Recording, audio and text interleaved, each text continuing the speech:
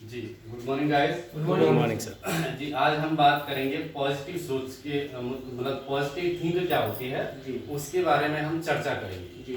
जैसे कि हम सब लोगों को आप सब लोगों को पता है कि हम मार्केटिंग करते हैं, जी। तो हमें पॉजिटिव होने का मतलब पॉजिटिव थिंक हमारे अंदर क्या काम करती है इसके बारे में जानना बहुत जरूरी है ना। जी।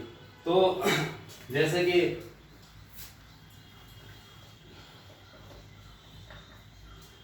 पॉजिटिव, ठीक है जी। पॉजिटिव सोच में पॉजिटिव थिंक, इसमें बहुत बड़ी ताकत होती है जी। है ना। जी। किसी भी आप फील्ड में जाते हैं, किसी भी क्षेत्र में आप जाते हैं, जी।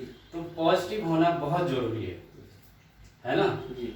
कोई भी काम हम करते हैं तो पॉजिटिव के साथ अगर काम को हम करें, देखा होगा कि हॉस्पिटल में जाते हैं प्लस का चिन्ह लगाया रहता है, क्लिनिक में जाओगे वहाँ पे प्लस का चिन्ह है ना, एम्बुलेंस में आपको प्लस का चिन्ह मिलेगा।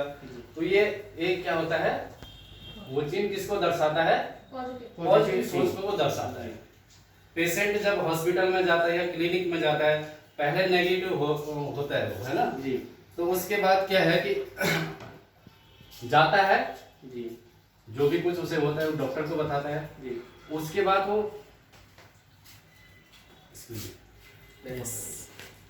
Good morning good morning. All of, है ना।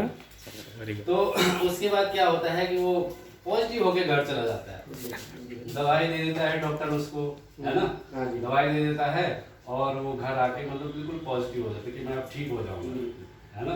तो ये प्लस का चिन्ह जो होता है ये हमेशा क्या किसको दर्शाता है, पॉजिटिव को दर्शाता है, ठीक है जी। तो इसी पॉजिटिव थिंक में कितनी बड़ी ताकत होती है, इसमें एक छोटी सी स्टोरी आप लोगों को सुनाना चाहूंगा। जी। इसको कह सकते हैं कि मोटिवेशन स्टोरी। किसी ने खूब कहा है कि पानी में गिरने से किसी की मृत्यु नहीं होती है, मृत्यु तब होती है जब उसे तैरना नहीं आता है। मजबूरियां कभी भी समस्या नहीं बनती है, बल्कि हमें समस्याओं से निपटना नहीं आता है ना। तो ये इसी के बीच एक छोटी सी कहानी है, मैं आपको लोगों को पॉजिटिव थिंक के बारे में एक छोटी सी कहानी मैं आप लोगों को शेयर करना चाहूंगा। एक बार एक राजा था, मतलब प्रजा बहुत खुश थी उससे, अपने राज्य में बहुत अच्छा उसका मतलब वो चल रहा था, शासन चल रहा था।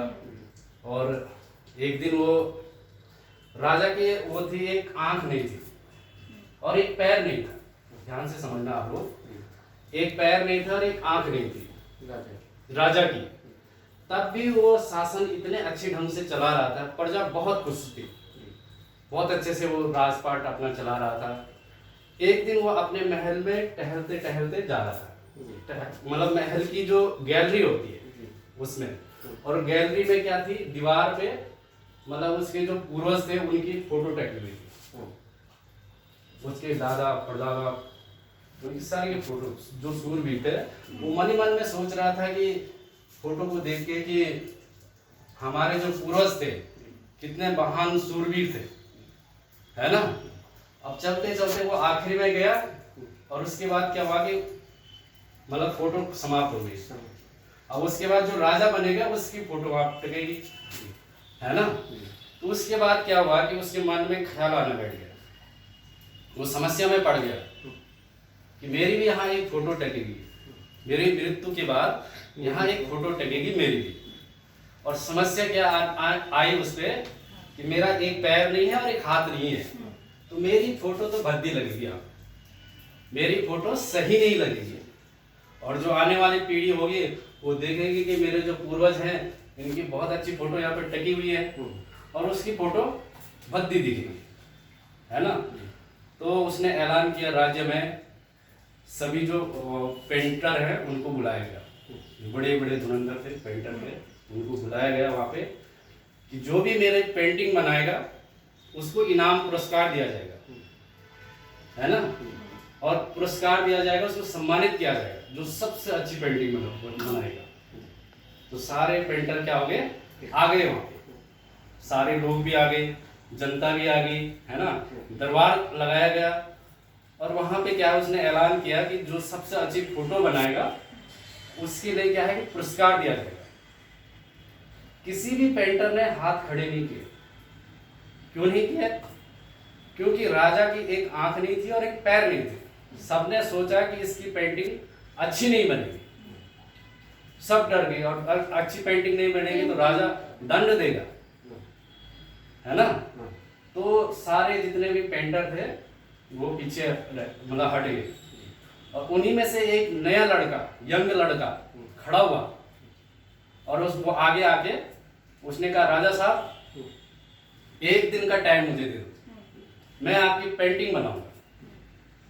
और सारे जो पेंटर थे वो ये सोच रहे थे कि ये तो नया लड़का है, क्या सीख पाएगा, क्या कर पाएगा, हमसे नहीं हो पा रहा तो इससे क्या होगा। लेकिन जो नया लड़का था उसके मन में क्या था, पॉजिटिव था वो, कि मैं राजा की एक बढ़िया सी फोटो बनाऊंगा। वो गया घर, उसने एक दिन का समय मांगा राजा से और वो घर जाने के बाद दूसरे दिन सुबह हो गई, सारे लोग इकट्ठे हो गए दरबार में, फिर दरबार लगाए गए। अब उस लड़के ने एक ऐसी फोटो बनाई थी राजा की, उसने जब पेंटिंग बनाई थी राजा की तो उसने राजा को एक घोड़े पे सवार होते हुए दर्शाया, घोड़े पे सवार। और जब वो निशाना साध रहा था तो एक आंख बंद उसमें दर्शाया गया था और जो एक आंख नहीं थी उसको बंद करके दर्शाया गया था। और जो एक पैर नहीं था उसका ये वाला पैर तो था ही, उस साइड उसने उस पोजीशन में पैर को डाल दिया, पीछे वाला इसे तो दिखेगा ही नहीं। तो राजा इतना खुश हुआ, सारे लोग खुश हो गए, है ना, इतनी अच्छी पेंटिंग बनाई है और इतना बढ़िया पेंटिंग उसने बनाई है। और जो गैलरी में जो पेंटिंग लगी थी उनके पूर्वजों, सबसे सुंदर फोटो उस राजा की बनी जो दैट मींस यहाँ पे क्या है, पॉजिटिव। सबने नेगेटिव सोच लिया, सारे जितने भी महान पेंटर थे उन्होंने नेगेटिव थिंक उनके अंदर आए थे। लेकिन जो नया यंग लड़का था उसने पॉजिटिव सोच के उसने फोटो बना दी। तो यहाँ पे ये सीख मिलती है कि हमें कभी भी किसी भी कोई भी समस्या आनी पड़ी हम पे, उसमें हमने नेगेटिव नहीं सोचना है, उसमें हमने प्लस पॉइंट ढूंढना है और उसी प्लस पॉइंट को पकड़ते हुए हमें आगे बढ़ना है। एक वैक्सीन की डोज हमें लगती है और वो पर डे क्या है, वैक्सीन की डोज क्या है, पॉजिटिव थिंक है। जो पर डे हम उठते हैं पॉजिटिव होकर हमें ये डोज, मतलब ये अंदर ही अंदर हमारे अंदर होनी चाहिए, नेगेटिव कभी नहीं होना चाहिए। किसी भी फील्ड में जाओ आप, वहाँ पे नेगेटिव नहीं होना है। तो इस प्रकार से हम मतलब पॉजिटिव कैसे रहते हैं, एक छोटी सी स्टोरी मैंने आपको लोगों को बताई और अच्छा लगे तो आप Choose by that properly.